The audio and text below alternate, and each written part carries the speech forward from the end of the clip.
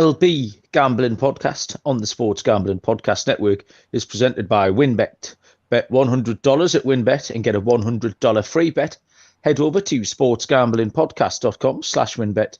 That's sportsgamblingpodcast.com/WYNNBET to claim your free bet today. Welcome, everybody, to the MLB Gambling Podcast on the Sports Gambling Podcast Network.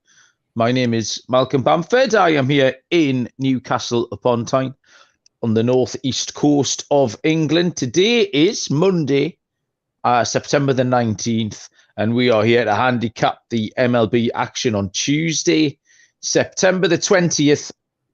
It's a three-man ride tonight. And first up, after apparently a decent fantasy football weekend, 160s all over the place for Moonaf the Machine. Do we expect anything else, Moonaf? How are you doing? No, not much else. Doing well. Good to be back covering some baseball. Trying to keep an eye on it. I know we were talking early this morning with myself, yourself, Noah, and Dylan. Now it's kind of starting to get a little bit of a drag, but there's still some races left to be decided. So, we're gonna have to keep an eye on it like we always do, and just ready to grind some more baseball out as we kind of wind down the season. About 15 to 16 games left for each team. So I think we're all ready for the postseason. And our third wheel tonight, we've had to put him in an asbestos room because apparently he's quite hot, needs cooling down. Noah Bennick, you've been doing okay, haven't you? Yeah, I've been doing all right. I was 6-0 against the spread for college football, and then the little video series that I've done with that, it was like a parlay too. So that was 14 units, and then I tailed Kramer's Justin Fields' first touchdown. So that was nice. Another, I don't know, what was it? It was plus 1,700. So, and then, yeah, dude, MLB, I was pretty hot too. So honestly, doing pretty well. Ready to keep it rolling for the last 2 weeks of the MLB regular season here. And yeah, just interesting little twist that we have for the end of the regular season, Malcolm, right? Yeah, a couple of points of housekeeping, actually. We realised that with football starting, we've all been a lot busier. I say we, Moonaf, I've still got nothing to do. But I know Moonaf, but also the listeners have got a lot more stuff on to consume as well. So from now till the end of the season, we're going to try and concentrate on the main games. For example, I think there's 9 games tomorrow with playoff implications. So we're going to try and concentrate on the bigger games rather than give a full handicap out. Although there are going to be spots that we will like in some of the bum fights as well. We've talked in the past that when we get a rookie pitcher coming up, there's games that we like. So if there's something that catches our eye, we're not going to let that go either. So yeah, just be a little bit of a different format. There's a flying animal in my house which keeps whizzing past my eyes. So if you see me flailing around with this slipper in the next 40 minutes or so, it's because I'm going to get it. So don't be alarmed. I haven't gone insane. I'm just trying to get the flying animal with my slipper. It's currently down by my right foot. It's massive. It keeps coming. It's got like winking at me and waving, and it's like it's wearing boots. We're not sweating out an MLB bet or a golfer in the final round of a tournament. We're sweating out, will Malcolm knock over his camera with this slipper? Get on YouTube and watch it live. Attempting to get the flying animal. And finally, Captain Encino's already in the chat. Aye, Captain. I duffed him up in the fantasy baseball semi-finals last week. However, he did enjoy me getting turfed out of the football guillotine league. So it finished 1-1. It was a 1-1 draw, Captain. I got one over on you, but my penance was that I think he posted a little picture of a sailboat with all the Union Jack sails just sinking down into the water. That was a nice touch. So yeah, me and the Queen have both gone for a Burton today. Jesus, too soon. Don't get away. So time for a period of national mourning because I am out of the guillotine league. Right, okay. So we're going to start tomorrow with. I'll tell you what we're going to start with. In fact, we're going to start by telling you where we're dragging our lines up from, among some other bits and bobs, which is WynnBET. The perfect time to get across to WynnBET. New customers who bet $100 will get $100. The WinBet Casino open 24 hours a day. You'll get a 100% deposit bonus up to $1,000. Loads to choose from. Head over to sportsgamblingpodcast.com/winbet so they know that we sent you. sportsgamblingpodcast.com/WYNNBET to claim your free bet today. Offer subject to change. T's and C's at winbet.com. Must be 21 or older and present in the state where playthrough WinBet is available. If you or someone you know has a gambling problem, call 1-800-522-4700. Fubo TV is another top sponsor here as well. For all you football watchers, you'll get complete coverage of college and pro football, NFL Red Zone, all in 4K, no extra charge. Hundreds of channels, live sports, entertainment. You can try Fubo TV free for 7 days. Get 15% off your first month. Go to FuboTV.com/SGP. That's FUBOTV.com/SGP. And finally, before we crack on, Odds Trader, a great tool for all you DJs out there. It will compare odds from all your major sports books. It'll also give you the best sign-up codes and promos, so you're getting the best value for your money. And once you've done all that, you'll get things like player stats, key game stats, injury reports, projected game day weather.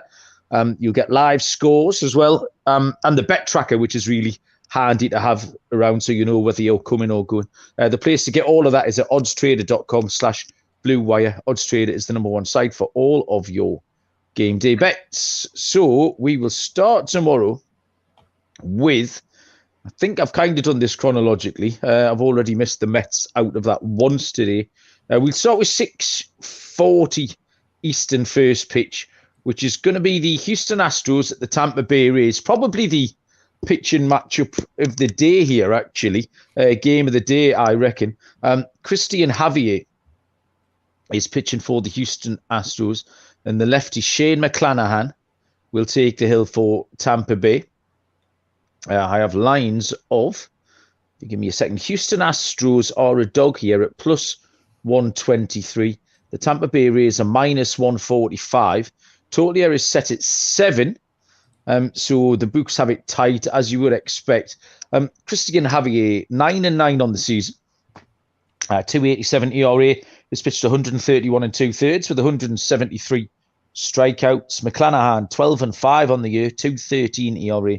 152 1/3 with 187 Ks. So we start with Christian Javier then. Recent form has been really good. 2-1 in his last 5 starts with a 2.49 ERA. Generally on the road, he's been okay. Not as good as at home, but 3.34 on the road is more than serviceable. He's only given up 3 earned runs once in his last 8 starts. So generally speaking, he's good for 2 or fewer. These two sides haven't faced each other actually all season, Houston and Tampa Bay, so we've got nothing to go on there. Houston have been going along really well offensively, a lot better actually. They were a team that we liked riding the unders on for large parts of the season. They've scored minimum 5 runs in 8 of their last 9 starts. So the bats have been picking up as good. Not quite as good on the road in general, Houston, but no great shakes in between. Shane McClanahan, 2-1 on the season. 2-1 in his last 5 starts, 2.37 ERA. And a little break since the 24th of August. Came back last time out last week with a scoreless effort in 5 innings against Toronto. He's got a 2.23 home ERA as well, which is excellent. Now, the Tampa Bay Rays on offense, that game against Toronto, that McClanahan pitched, they won 11-0, scored 11 runs. Before that, the 10 games before that, they've averaged 3.4 runs. They're not scoring a lot of runs, Tampa. There's nothing really much between these two sides. I just preferred, I can't really split the two pitchers, the two starting pitchers. I prefer how Houston's offense is looking at the moment. Certainly recently, that those numbers of Houston scoring 5+ and Tampa scoring kind of 3.5. I don't see why that would change when both pitchers are going to give you solid outings. I came down on the side of the Houston Astros here on the money line at a plus price as well, +123. Munaf, for your Houston Astros. How do you feel about the hometown team tomorrow? Yeah, a couple things to keep in mind here for the Houston Astros. Number one, that if the Mariners lose on Monday afternoon, the Astros will have clinched the AL West division. But if the Astros go out and win on Monday, they will also have clinched. So they need one of two scenarios to happen on Monday. Either they win the game, or Mariners lose. So kind of judging off of that, this might be a flat spot for the Astros if they do end up clinching the division. I'm sure they're going to be, celebrating in the Rays locker room and the visitor locker room. Hey, we clinched the division. And I think the next game they may just come out a little bit flat. So I think that's one thing to keep in mind. And we saw that happen with the Dodgers. They clinched the division against the Diamondbacks the next game. I think they lost it straight up, I think, in extra innings. So keep that in mind for sure. But you're right, Malcolm. There's nothing really that can differentiate these two pitchers. I think the one thing that if you do want to give advantage to the Astros, it's going to be that over the last 2 weeks against left-handed pitching, WRC plus, the Astros are number 6. Team batting average of 302. But also you have to keep in mind that you are going up against Shane McClanahan, one of the best pitchers, if not the best pitcher for the Tampa Bay Rays as far as this season goes. So I would go under the number here. Christian Javier, he's a great pitcher as well for the Houston Astros. So I think my direction will be going under the total in this game. I never actually picked up on that angle at all, Moon, about Houston having clinched the playoffs. That's completely eluded me. So, yeah, that's a really good spot. And it's knocked a bit of a dent in my confidence here picking Houston. But we'll have to see what pans out there. Noah, how do you feel about this? Yeah, great points made by Moonoff. And honestly, it might explain some of the line movement. I mean, you look at our YouTube channel, we have like our ticker going all the time. This was the no doubt game of the day. So if you're expecting a line to be tight, it would be this one. There's been crazy action on this line, and it opened. The Astros were favored. 72% of the handle has come in on the Rays here. They opened as a plus 105 dog, and now they're all the way up to minus 140 in some spots. So a lot of people early loved the Rays, and that's why you're seeing the Astros come in as a dog now. For me, I still think there's some value here on the Astros. They have the best bullpen in the MLB by far. It's not even really close with a 2.75 ERA. And then Tampa Bay, they're top 10 as well with a 3.26 ERA. I think if you're looking for like the explanation of a flat spot from a team, it's definitely going to be early, and 100% you could see it against McClanahan. But if they can keep this Rays offense that's not really potent, low scoring, a team like the Astros could jump on the bullpen in the back half of the game. Okay, thanks, Noah. So Astros money line to sum it up. Astros. So we got a couple for Astros, and Moonaf's thrown a little bit of shade on it with some excellently valid points as always. Gabe's joined us in the chat. Gabe, good evening. Thanks for joining us. A long time listener, first time he's caught us live. So yeah, we do appreciate that. It's good to have everybody joining in on YouTube, Twitter, or wherever you are catching us. Next game up is 6:45 Eastern between the Toronto Blue Jays and the Philadelphia Phillies. There's Ross Stripling for Toronto, and Kyle Gibson is on the bump for the Phillies. The lines are another tight one. This is what we're here for. Toronto minus 119. Philadelphia are even money, plus 100. Total here is set at 9. Moonaf, take it away. Toronto at Philly. Yeah, Ross Stripling has been maybe their second best pitcher this season. I think that's up for argument, but he's been solid. 8-4 with a 2.94 ERA, 102 strikeouts on the season, 20 walks for Ross Stripling. Over his last 5 games, he's 3-1 with a 2.97 ERA. He did face the Phillies earlier this season where he threw 7 shutout innings. Didn't allow any earned runs, but I did say he did give up 2 unearned runs. Only allowed 2 hits to the Phillies in that game. And on the road this season, 5-1 with a 3.21 ERA for the Blue Jays. Kyle Gibson takes the mound for the Philadelphia Phillies, 10-6 with a 4.45 ERA. At home this season, he's 7-3 with a 3.90 ERA. Did get in a little bit of trouble against the Giants and the Marlins in 2 out of his last 3 starts, but he did bounce back nicely against the Marlins in his last start. The Phillies have lost 3 out of his last 5 starts. I want to trust Stripling here. I think I kind of like the Blue Jays in the first 5 innings money line here. I'm going to take the bullpen out of it. I think the Blue Jays, both of these teams are, in that wild card hunt. I believe the Blue Jays are leading it in the American League. And the Phillies are right there in the National League as well. So this is going to be a big game for both of these teams, obviously. But I do like what I've seen from Stripling all season long. That 5-1 record on the road so far this season hasn't been bad at all. And again, that success that he did have against the Phillies earlier this season, like I mentioned, is something that I really do like from Ross Stripling. So I think, again, in these games here that we're talking about, the ones that are, going to be, I think, a playoff atmosphere because these teams are contending for those playoff spots. I'm going to go with the Phillies first 5-inning money line. And I also do like the under in this game as well. I thought 9 was a little bit rich for me in this game. So Blue Jays first 5 innings money line and full game under, Malcolm. Yeah, I thought you'd said Phillies the first time round, but it was the Blue Jays that you were a bit sweet on. Sorry. That's all right. Noah, how's this one going? So for me, I'm honestly, I'm right there with Munaf, and I don't really feel strapped into the first 5. I kind of like it full game as well. You look at the bullpen, I just think that Toronto has a little bit more consistent. There are a couple of bad apples in that bullpen. But I mean, when you look at Philly's bullpen, they're really, I don't know what you're going to get on an every given day basis.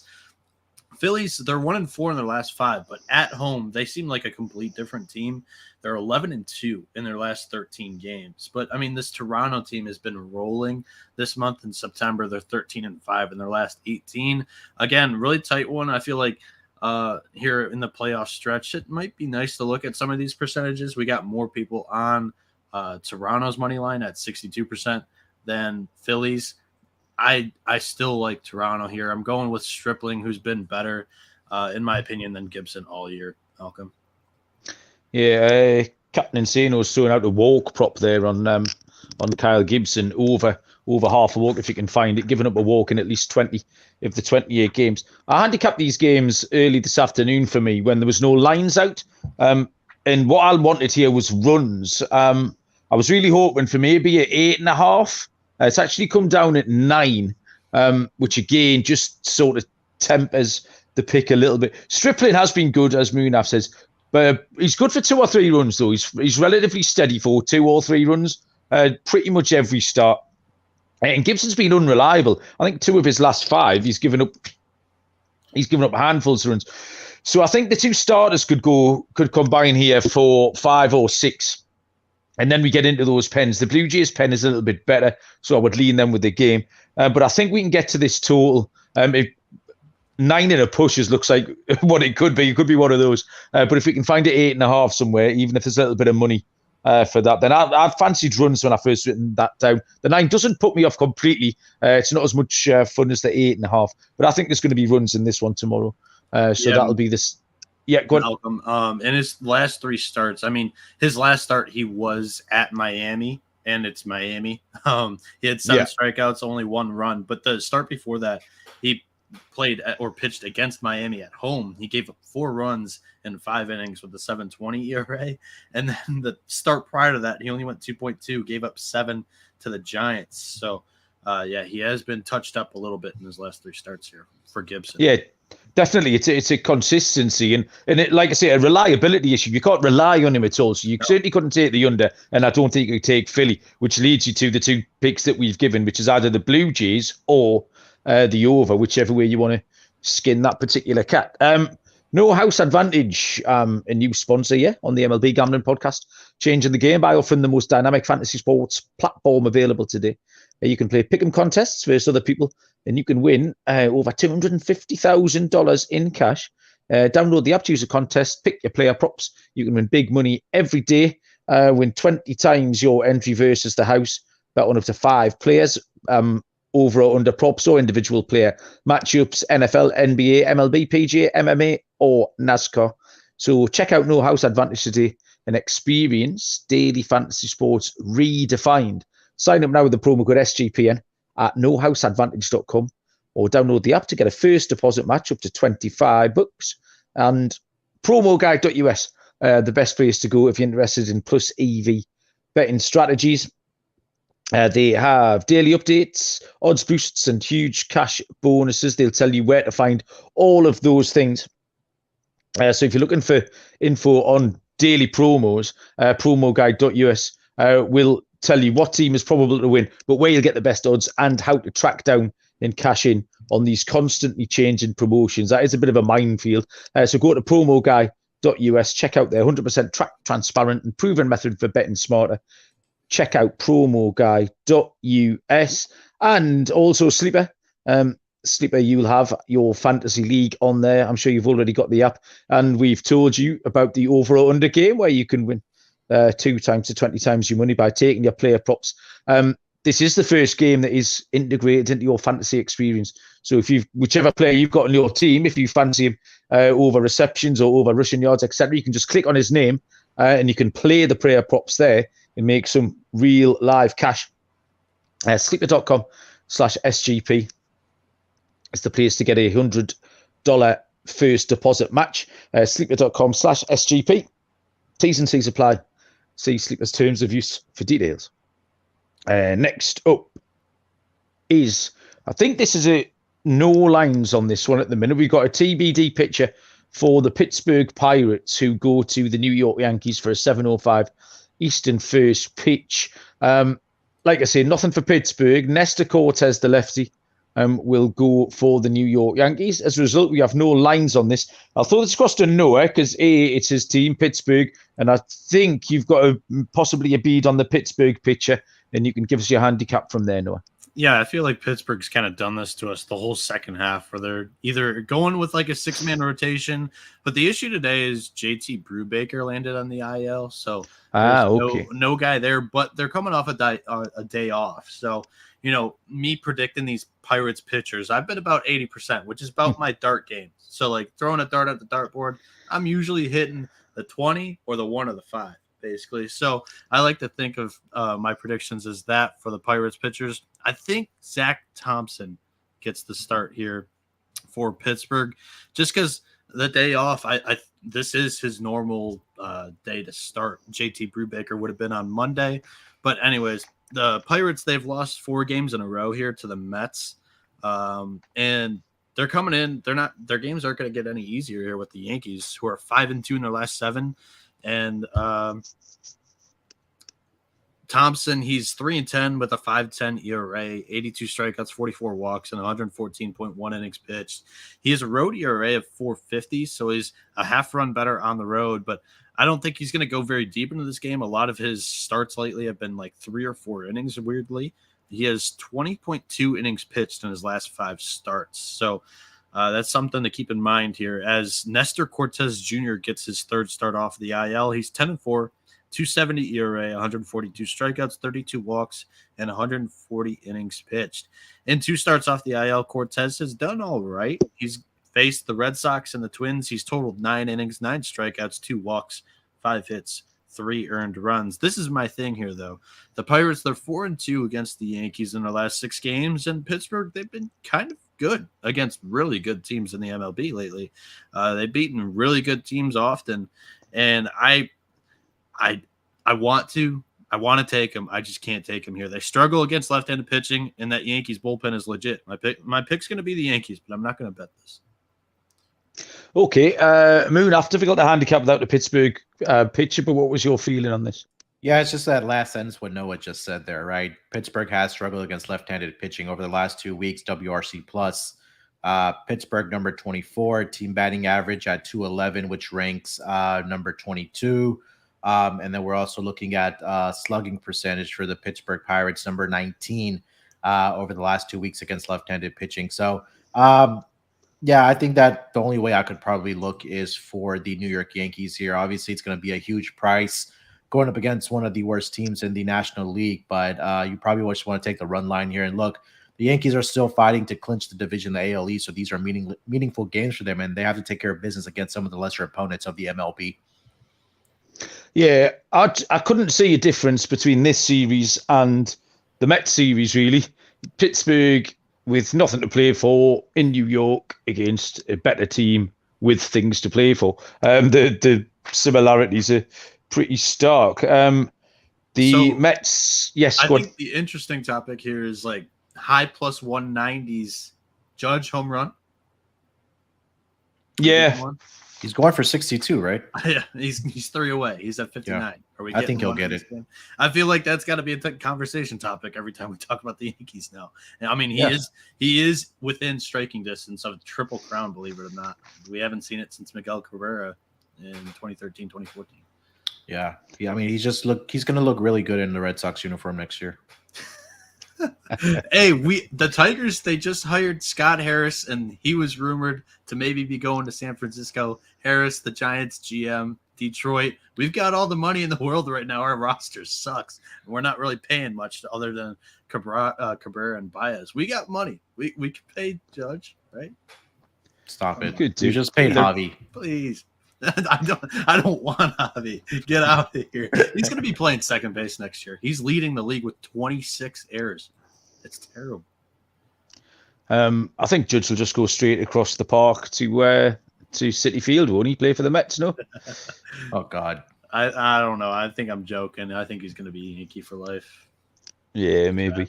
What are we talking about? This Yankees game. We're doing the Yankees game. Or just Yankees feed the Mets. So, yeah, it looked very similar to this Pittsburgh at the Mets series. 3 of the 4 games. I mean, it's not an original pick at all, but at certain points, you've just got to go chalky. 3 of those 4 games would have been run line defeats for Pittsburgh.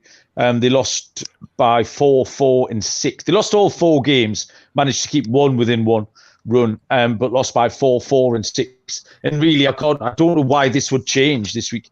Like I say, it's a very similar jigsaw puzzle, and if it's not broken, don't fix it. So New York Yankees run line going to be prohibitive, I think.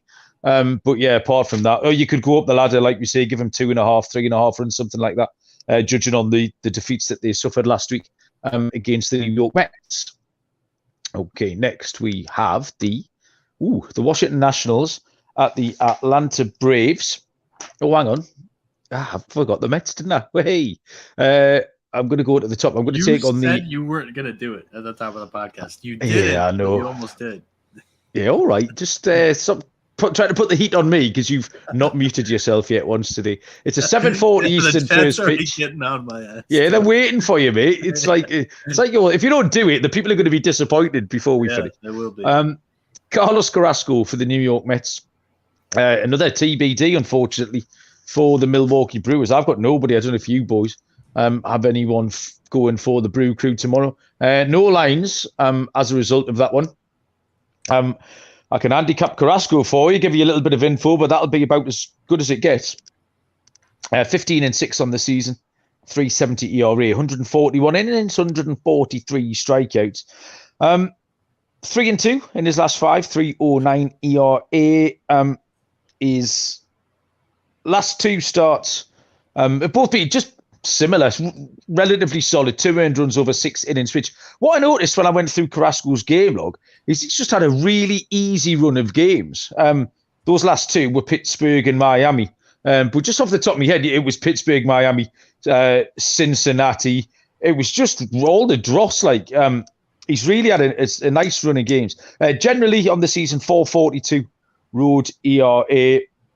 Hasn't faced the Brewers so far this season, but he has struggled against the better teams. It's worth going and have a look at Carrasco's game log, because every time, the few times he gets put up against an above average opposition, they tend to get to him. So his last 8 starts have the lowest total in those starts has been 8. So I think you could have easily played unders in Carlos Carrasco's last starts. The Mets are ever so slightly better on the road in terms of batting in all categories, really. So yeah, this was a dodgy one. I didn't really fancy Carrasco in this spot. I handicapped it before the lines came out, and once I'd handicapped Carrasco, I was then looking for an angle in on Milwaukee. But without a pitcher, I didn't get to have that angle in. So when I see who the pitcher is, I wouldn't rule out picking the Braves in this book, because I'm not hugely keen on Carrasco. But like I say, just the better teams tend to have got to him. The Brewers aren't really a high octane, but they are better than Pittsburgh, Miami, Cincinnati. A lot of the teams that Carrasco's had success against. So yeah, I'd be leaning the Brewers, depending on who we see go on the hill, Munaf. I'm seeing Brent Sutter is going to start. Okay. I've got Aaron Ashby, so it's really... Okay. Oh, yeah. Well, Aaron Ashby's as wild as the West Texas wind, isn't he? And And Brent Suter, I think that'll be bullpen day, maybe 3 innings out of Brent Suter, long relief guy, isn't he? Yeah. Yeah. Lefty. But Both of either them way, are I might. lefties, so. I think if you get a nice price on, if we can get a nice price, maybe a plus 120 on the Brewers tomorrow, that would be my sprinkle, Munaf. Sorry to break your heart here, Malcolm, but Suarez just gave up a grand slam. Oh, he didn't, did he? Shit. We didn't talk about the fantasy situation that Malcolm's. Oh, man, Munaf, you said you're sorry to break my heart. You don't look very sorry. You look delighted to break my heart, is what you look. I'm not very happy because I have the under in the game, so they just made it 5-0. So I just had a feeling that was going to happen because it was a 3-1 count too. I was like, he's going to leave one right down the middle, and well, not down the middle, but he left. Oh, anyways. Yeah. I've just as you said that, his ERA has jumped from 1.5 to 9.64. Yeah. All right, what are we talking about? Yeah, I mean, for the Brewers, again, we don't know who the pitcher's going to be, so not much for me here. But like you mentioned, this is, again, another game where it's going to be, at least Carrasco has struggled on the road, right? 6-4 with a 4.42 ERA. They've won 2 straight starts, but that's been against the Marlins and the Pirates. And, you know, like you said, when he does go up against some of the better teams, it is a struggle for Carlos Carrasco. But again, without knowing who's starting for the Brewers, I really can't I'm not comfortable giving out any picks here. Yeah, Noah. I'm actually quite comfortable in the Brewers here. I mean, we found out that it's either going to be Suter or Ashby going. Both of them are lefties, both of them short relief starters, and they go into that great bullpen, top 5 in the MLB. This is a spot, you know, the Mets, they actually are quite worse against left-handed pitching than right-handed pitching this year. And we figured out that both of these starters are going to be lefties. I think this is a nice spot for the Brewers to pull off the upset at home with Carrasco, who's been quite struggling on the road, I guess, to say the least. And like Malcolm said, when he faces good opponents, he kind of seems to crack a little bit. So I think if we see this – and I was pulling up more stats in the series. The Mets are 5-13 in their last 18 games against the Brewers. So Yikes. this is one where I feel like once the price drops, once I hawk that, I'm gonna have a little bit on the Brewers. This isn't one that I'm like very confident in, but I feel like we've picked this game apart pretty well. Yeah, excellent. I'm pleased you boys have come down on the same side as me, doing something right. 7:20 Eastern first pitch. The Washington Nationals at the Atlanta Braves. Patrick Corbin, left-handed pitcher for the Washington Nationals. Charlie Morton goes for Atlanta. And we'll chuck this across to Munaf. What have you got? Yeah, Patrick Corbin has, I mean, his last 5 starts have been absolutely fantastic, right? He's 2-2 with a 2.90 ERA. He did struggle against the Phillies, where he did allow 12 hits and 6 2/3. But other than that, on his previous five total starts, he's been really good for the Washington Nationals. But the area that he does get into trouble this season is against the Atlanta Braves. 0-3 this season with a 9.88 ERA against the Atlanta Braves. I know in 2 out of 3 starts this season against the Braves have covered their run line rather easily. They won the first game against Patrick Corbin 16-4. The second game, they only won by 1 run, by 4-3. And then July 15th, the Braves won that game 8-4 against Patrick Corbin. Looking how they've done against left-handed pitching over the last 2 weeks, the Atlanta Braves, they are struggling. They're all the way down to number 25 in WRC plus here. But Patrick Corbin on the season, on the road so far, he is, let's see here, 2-11 with a 7.83 ERA. And against NL East teams in his division, 1-10 with a 6.53 ERA. He is going up against Charlie Morton, like you mentioned. Charlie Morton he's been one of those pitchers that has a good start and then he comes back with a bad start. And his last 5 games, he's 2-1 with a 4.76 ERA. 3 of his last 4 starts, he's allowed at least 4 earned runs to the opposition. It's been the Giants on the road, it's been the Mariners on the road, and also been the Cardinals on the road. So the one difference for me here has been that at home this season, Charlie Morton has been a lot better, where he's 5-1 with a 2.96 ERA. Did face the Nationals earlier this year, where he went 7 innings, only allowed 2 earned runs in that game, and did have 7 strikeouts against his Nationals team. I want to see what the final score in that game was. This was back on July 8th, where the Braves also won that game 12-2 against the Nationals. So I think there's a couple ways you can attack this. Obviously, you're not going to lay that minus 300 price with the Atlanta Braves. So you could probably take the run line here, or I would take a look at their team totals. First 5 innings, team totals to go over, and full game to go over for the Atlanta Braves. Noah? Yeah, this is one that, like, I feel like the handicap's pretty simple. The Braves rake against left-handed pitching, third best OPS this season with a 784, and Corbin's been rough. But in his last 4 starts, they've actually been like his best stretch of starts in this season so far. So it's like, trust the numbers. The run line's the easy play. Really, I don't think there's another play other than that, but I don't know if I'm comfortable putting my money on or against Corbin right now, since Malcolm magically fixed him by fading him. So I think that's what I'm going with here. It's Braves run line, but I'm not putting any confidence behind it. Well, I'm gonna do the reverse fix here by taking him tomorrow. I don't actually think I gave the lines out when I announced this game. The Nationals are plus 262. Atlanta minus 332. Totally is set at 8.5. Yeah, I've got Washington first 5 down here. I'm not sure they're going to be able to sustain it, but I'm going to give Corbin a chance.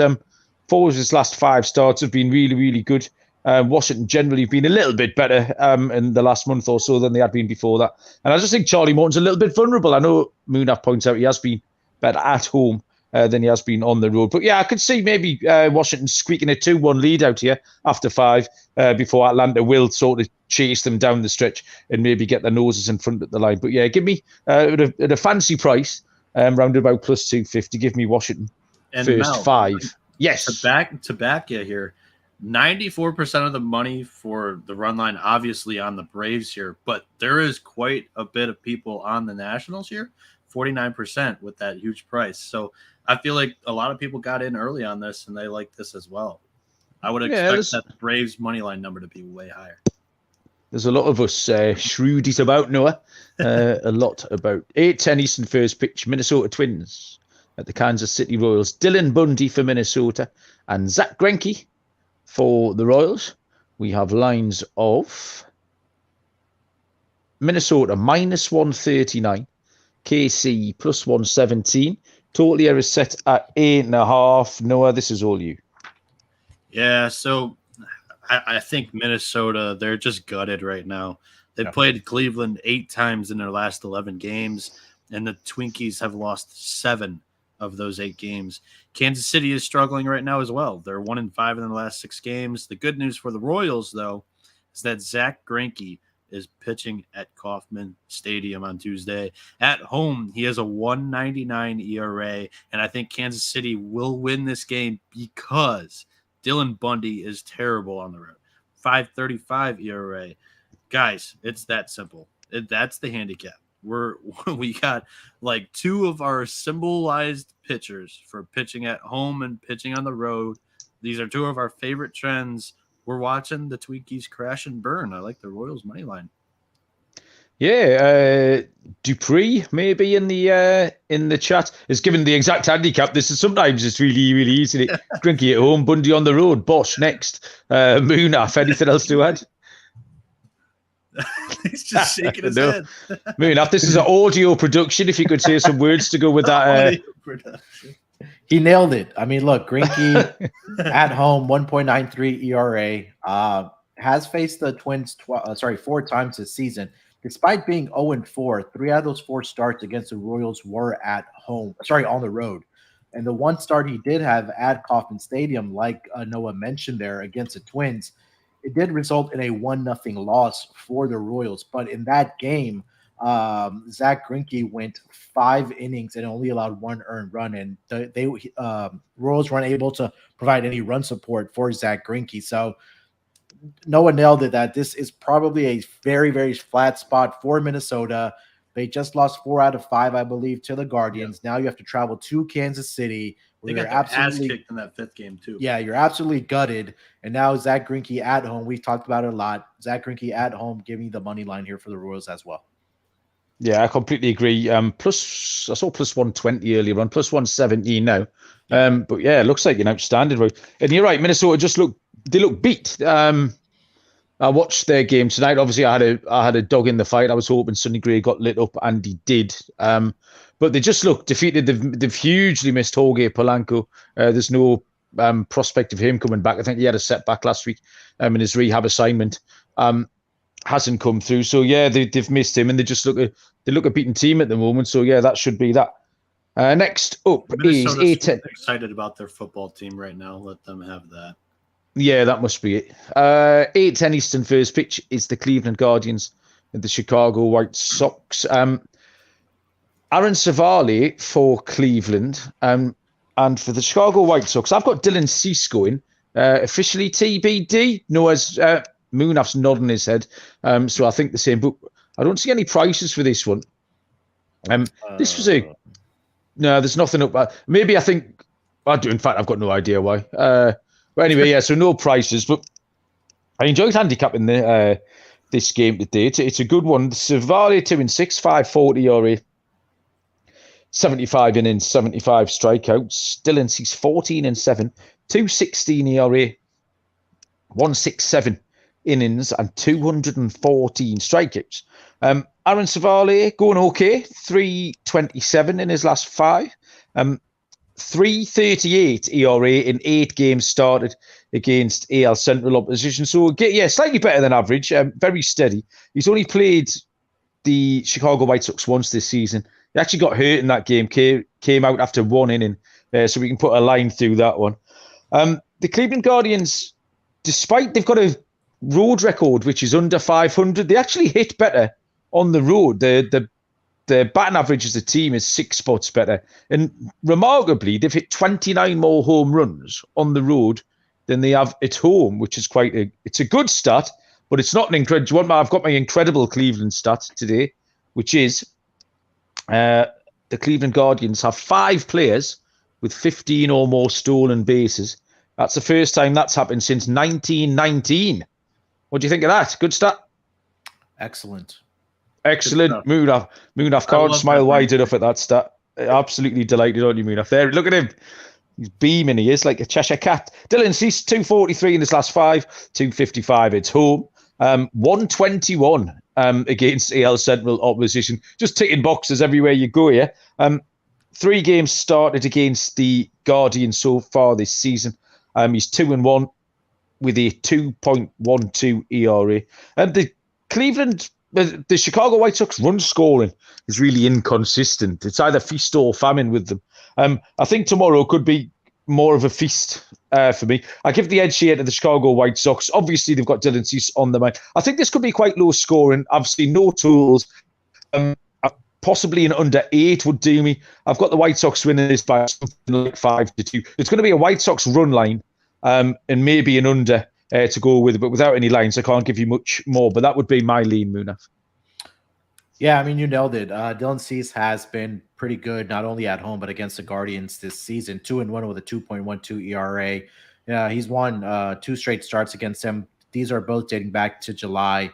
They covered, I believe, the run line in both of those games. 7-0 victory and then a 6-3 victory for the White Sox. And look, if the White Sox are going to want to make this a division race, this is a series. I think we're going to be talking about this all week long. We have futures on the White Sox to win this division. They know this. And this is a series that they're going to have to win if they want any chance of winning this division. And it starts with the ace on the mound with Dylan Cease. One thing that concerns me about Aaron Savali, he is 0-3 on the road so far this season with a 6.88 ERA, I believe. Sorry, 6.43 ERA. And I think this is such a smash spot, right? Rest advantage here for the Chicago White Sox. They don't play on Monday. They're at home. Cleveland is traveling after playing 5 games in 4 days against the Minnesota Twins, now having to travel into Chicago. I think this is a good spot here for the Chicago White Sox. I would be on the run line in this game as well with you, Malcolm. Noah, team ride? Yeah, it's a team ride for sure. Normally, I would say it's a retweet. I'm going to quote tweet what Munaf said about this. I love the travel spot situation and the off day with the White Sox. It's bing, bang right there. I want to add something about Savali. Savali is he is one of the pitchers in the MLB that throws an extreme amount of curveballs. So I did a little bit of more research into this game. The White Sox have the second best batting average on batted balls in play against curveballs in the MLB with a 287 batting average. That is why they've covered the run line so many times against Savali. They crush Savali. And then third, huge series for the White Sox. If I know this, they know this. They need all three of these games to have the tiebreaker. If they lose one to Cleveland and they tie Cleveland at the end of the year when their records, Cleveland has the tiebreaker head-to-head against the White Sox for the season. So this White Sox team needs the sweep in order to have, like, if they tie at the end of the year, they need the sweep to make sure they win the division. So I'm going to go and play some trumpets because we had a team ride here.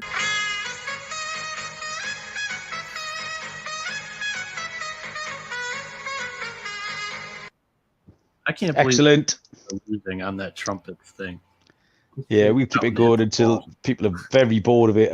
Yeah, top nerdy stuff there. No, I love that. Thanks. Curveball info. We will carry on with the 9:40 Eastern first pitch, our penultimate game here. Seattle Mariners at the Oakland Athletics. Luis Castillo will go for Seattle, and JP Sears is on the hill for the Oakland Athletics. Lines are, let me see, Seattle minus 211, Oakland plus 177. Total here is set at 7. Munaf, Seattle at Oakland.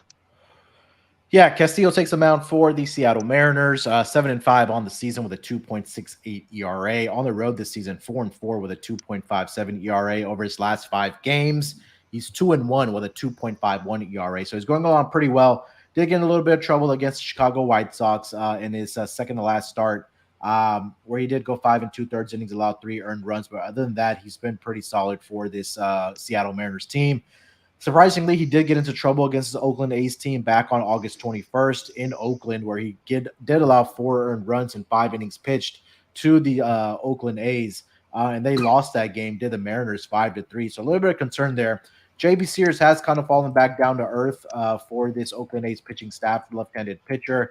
He is 5-2 on the season with a 3.90 ERA, but over his last 5 starts, he's 1-2 with a 6.65 ERA. The Rangers got to him in his last start, allowing 5 earned runs in 4 innings, and then prior to that against the White Sox, where the White Sox tagged him for 6 earned runs in just 2 innings pitched in that game. So gives me a little concern here that I think that I'm not sure if I can land on the Mariners side here, especially at a $2 favorite where Castillo has struggled a little bit. I feel like the over 7 might be in play here. I think that the Mariners can definitely get to JP Sears in this game where he's been struggling. And I think that, Luis Castillo can give up a few on his own as well. So I like the over 7 in this game between these two squads. And again, the Mariners are going to be in a travel situation, not a huge one where they're going from LA to take to Oakland, but nonetheless, still a travel situation for them there where the Oakland A's are coming off of a day off. Yeah, well, I'll jump in there then, Munaf, because I had the exact same pick, the over 7. I think it's very much in play. I actually much prefer that to the first 5 over. Castillo gave up 4 earned runs at Oakland on the 21st of August, and JPC has just given up runs to everybody every time he's pitched. So, yeah, the full game over 7 looked like the obvious thing to me, Noah. Yeah, you guys seem to have convinced me because I wasn't on the over going into this game. I wasn't really confident with a play in general. My favorite play would have been probably Mariners or like a Mariners run line. But you know what? I want to hear more trumpets. Like, let's go with that. We're going with it.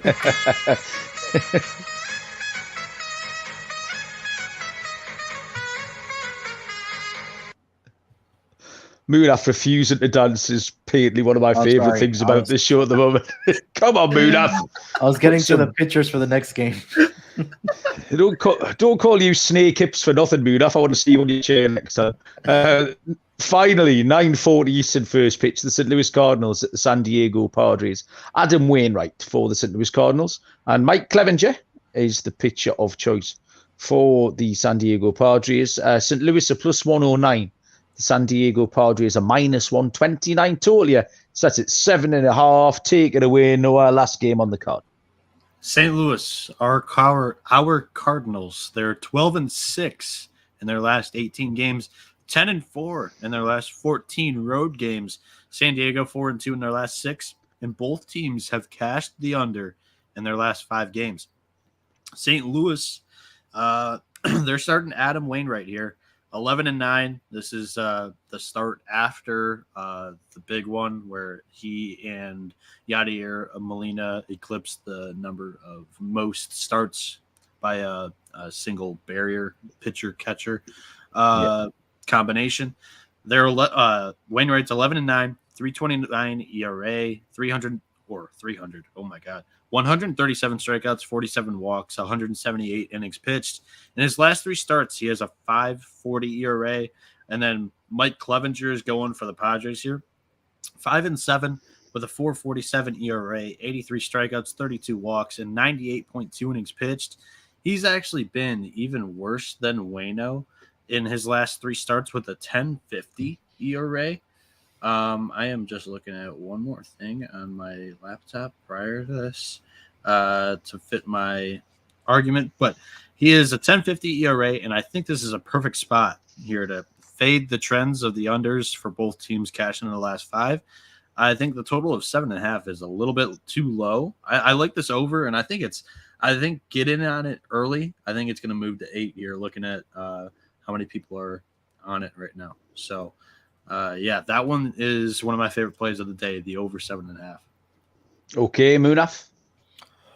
Yeah, Mike Clevenger has really struggled in his last 5 starts, to say the least, right? 1-3 with a 7.03 ERA. Over his last 3 games, he's allowed at least 4 earned runs in 3 straight starts, and then at least 5 earned runs in 2 out of the 3. Now, 2 of those 3 starts were against the Dodgers, so I don't know how much we can take away from that, but he's only 1-3 at home with a 3.52 ERA over there at Petco Park. But Adam Wainwright, 11-9 on the season, 3.29 ERA. Last 5 games, the ERA is at 4.23. Did have an incredible start against the Padres earlier this season where he threw 7 shutout innings and only allowed 2 hits to the San Diego Padres and 10 strikeouts in that game as well. But 3 out of his last 4 starts have produced 9 or more runs in those games. And again, in 2 out of his last 3 starts, he's allowed at least 4 earned runs to the opposition in just 5 innings. So I think we might see runs early in this game between these 2 squads. I like the first 5 innings over in this game. Let me see if there's a number posted on that yet or not. But I agree about what Noah said about the over in this game. I think 7.5 is a little conservative. I'm currently seeing a 4 with even money in the first 5 inning money line. I think both of these pitchers can at least give up 2 earned runs each, and I think at least you can get a push. But I think that this gets over at least 5 in the first 5 innings. Well, the bad news for you boys is that I completely agree with you. Adam Wainwright is very consistent, but just a little bit below average, really. He's got a 4.31 road ERA, so he's going to chip in a few. Mike Clevenger's just really struggled lately. I know the Padres have won 3 in a row, but I'm kind of out on them as well. So I had St. Louis written down at plus 109, sort of speculatively out of the 2 sides. But as a main bet, they're over 7.5. At minus 105 as well, good price. That looked like the obvious one to me. So, third team ride of the day. Noah, let's see if we can get Munaf dancing. There he goes. Excellent. Well done. That's better, Munaf. Yes, a bit more dad dancing. That's what this podcast needs. Okay, locks and dogs to come ever so shortly. When I've told you firstly about the Elias Game Plan app, which for you football bettors, you know that Monday, Thursday, and Sunday are the best days every week. The Elias Game Plan app comes from the Elias Sports Bureau, the official statisticians of the US Pro Sports Leagues. It's full of info and insights from the renowned research team that'll give you an edge in all your fantasy leagues and your bets. You'll get team player news and stats, head-to-head comparisons, key insights, game analysis, and loads of new features coming online all the time as well with this. So it really will elevate your NFL season. The Elias Game Plan app, that's ELIAS. We've got a special offer as well, 15% off your annual subscription if you use our promo code SGPN15. So that's the Elias Game Plan sports betting in the App Store or Play Store. Use the promo code SGPN15 and Run Your Pool. VIP, brand new subscription service that Run Your Pool have added, helps you get an extra edge against the books, plus exclusive access to real money pools. Week 1 and week 2 pools guaranteed $5,000 payouts, and you've got season-long pools with a $100,000 payout too. Premium content like in-depth guides for how to dominate your pools. Use the code SGPNVIP. Runyourpool.com/VIP. Get 50% off your first month of Run Your Pool VIP. That's SGPNVIP at runyourpool.com/VIP. Reading that has just reminded me that I forgot to enter Survivor 2.0 Moonaf. I've been going tits up in Survivor 1.0 last week. I forgot to enter your Survivor. So I'll probably save myself a fortune having been chopped out of that guillotine league yesterday. Okay, boys, locks, dogs, and totals. We will go to the youngster first. Noah, what have you got? Real simple handicaps for me this week with my lock and my dog. My lock's going to come in the last game that we hit on. It's San Diego and St. Louis. We're going with the over because Wainwright in his last 3 starts, 5.40 ERA. Clevenger in his last 3 starts, 10.50 ERA. This is a perfect spot for both offenses to just kind of slaughter the starting pitching. I like the first 5 over 4 that Munaf gave out as well. And then for my dog, going to the first game that started off this little trumpet stretch we had, and that is the Minnesota Twins are going to lose to the Kansas City Royals. Greinke, he is the face of the franchise when we're talking about backing pitchers that are good at home. He has a 1.99 ERA at home, and you have the face of the franchise against guys that we fade when they're on the road, and that's Dylan Bundy with a terrible 5.35 ERA.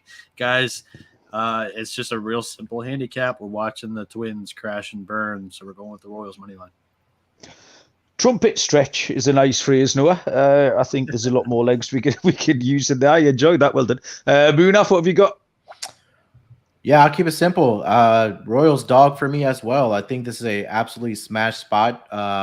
We discussed it at links. And right now, what is the motivation for Minnesota after losing 4 out of the 5 games? Right now, you're in a travel situation. 7 of 8 too. Yeah, so I mean, it's probably a deflated bunch. Now you're going over to Kansas City, take on the Royals. Greinke, we talked about it. Pitcher on a back at home, fade on the road. Give me the plus 120 with Noah there as well. For my lock, I'm going to go with the Blue Jays. I like what I've seen from Ross Stripling. I think that the offense is slightly better than the Phillies offense right now. I think I have the better pitcher on the mound here as well in this, at least between Gibson and Ross Stripling. Not only overall in the season, but also in recent form as well. So I think that, the Blue Jays can get it done in this game. So I think I said I like the first 5 innings money line for the Toronto Blue Jays. I'm going to stick with that. Give me the Blue Jays first 5 inning money line, and then for my dog, like I mentioned, and like Noah mentioned, Royals money line against the Twins. Okay, good name for a racehorse, trumpet stretch. My picks are exactly the same as Noah's, unfortunately. Double lock, double dog. I've got the over 7.5 in St. Louis. Had a couple of dogs to choose from as well. I think Milwaukee will be a dog. I've got the Houston Astros as a dog. I've got my first 5 on Washington, Patrick Corbin. But this Kansas City one looks like an absolute giveaway. So yeah, that's what I'm going to come down as. I will take over in St. Louis at San Diego, and I'm going to take Kansas City to turn over a broken-looking Minnesota Twins team tomorrow. And that, ladies and gentlemen, is that. Oh, sorry, it's nearly that. We're going to have more dance. There we go, mood off. The most reluctant dancer I've ever seen. Thank you very much, boys. Run horse after the trumpet stretch? Trumpet stretch, absolutely. I'm going to go out and squander some money right now. Insano points out that might mean something else in the Urban Dictionary. Yeah. Whatever you do, don't Google trumpet stretch. I wouldn't. Just be very careful. No one's in the room if you're going to Google trumpet stretch. Yeah, that's funny. Cheers, Moonaf. That was fun. Cheers, Noah. Good work put in there. Thanks everyone for joining. Gabe on debut. Well done in seeing everybody else, and thanks everyone who's who's listened to the show. Like I say, we're going to concentrate on these playoff races between now and the end of September, and then get stuck into the playoffs themselves when the time comes around. So good luck with all your bets.